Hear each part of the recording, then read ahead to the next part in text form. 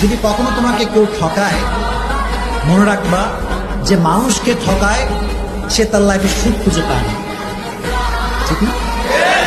অনেকে বলে হুজুর যে ঠকায় সে খুব ভালো থাকে, হুজুর বিন্দাস ঘুরে বেড়াচ্ছে, কোনো টেনশন নাই। আরে ভাই, he hasn't peace of mind, he hasn't peace of heart.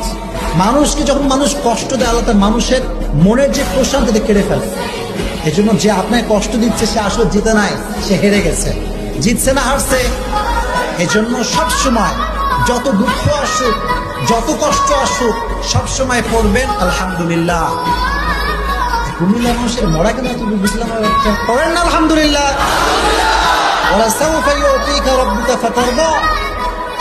তুমি যদি বিশ্বাস এবং ভরসা আল্লাহর উপরে করতে পারো, অচিরেই তোমার রব তোমাকে এমন কিছু দিবে, তোমার জীবনের সমস্ত দুঃখ কষ্ট আল্লাহ তাআলা দূর করে দিবে।